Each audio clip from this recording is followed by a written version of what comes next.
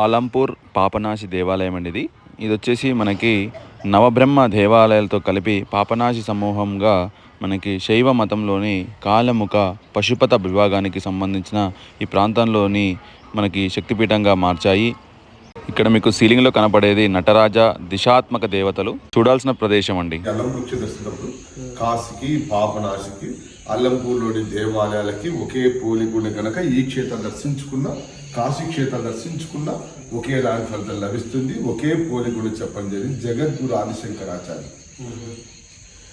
ఆ పోలిక కాశీ గుళ్ళకి జగద్గురు చెప్పిన ప్రవచనం ఏమంటే బ్రహ్మేశ్వరం సా కాశీ హేమలాపురి సా గంగా తుంగభద్రేయం సత్తమే తన్నమే నమః.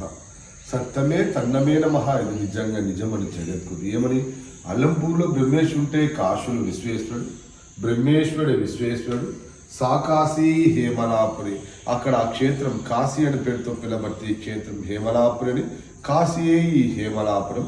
సా గంగా తుంగభద్రేయం కాశీలో ఉత్తరవాహిని గంగా నది ఉత్తరాన్ని వహిస్తే అల్లంపూర్లో ఉత్తరవాహిని తుంగభద్ర అనేది ఉత్తరాన్ని వహిస్తుంది. కాశీలో 1,000,000 శివలింగాలుంటే అల్లంపూర్లో 1,01 శివలింగం.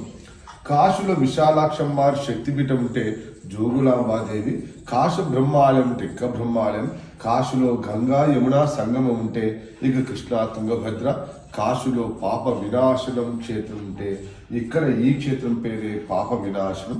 కాశీలో మోదర్శన వేదికలతో పాపనాశి క్షేత్రం మోదర్శనం బాలవేలు ఉంటే ఇక్కడ మరకతం మహాశివలింగం. మరి ఇక్కడ మరకతం మణి అంటే చాలా వాల్యుబుల్.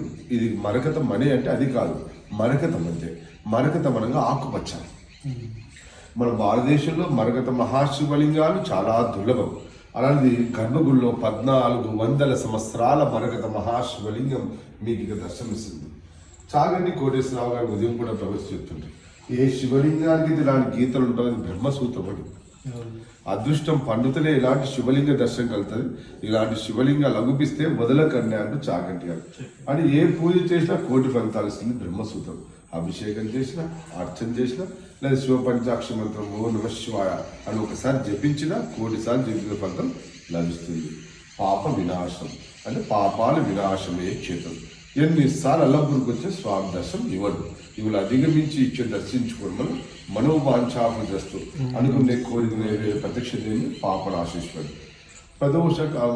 ప్రతి మంగ్లీ గారు నీళ్ళు కంటున్నాడు ఒక డ్యాన్స్ చేసింది కదా ఈ క్షేత్రంలోనే.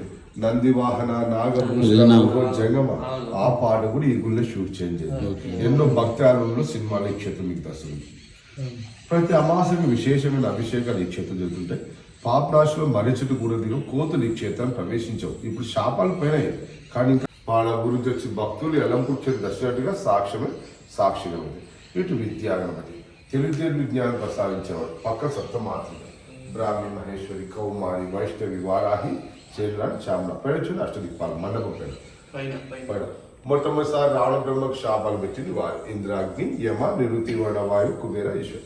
రాజు శాస్త్రాల స్తంభాల కింద 6వ శతాబ్దంలో బాదామి చాళుక్యులో 2వ పులికేశ్వరి రాజు ఈ గుళ్ళ నుంచి జరిగింది. అంటే ఇప్పుడు 21వ శతాబ్దం కాబట్టి 1400 సంవత్సరాల అతి ప్రార్థన చేస్తారు. అంటే ఈ గంట వయసు 1400 సంవత్సరాలు. రాజులు రాణులు కొట్టే గంట అది. అప్పుడు ఈ క్షేత్రం బ్రహ్మపురి అనే పేరుతో పిలవట్టుగా శాస్త్రం కనిపిస్తుంది.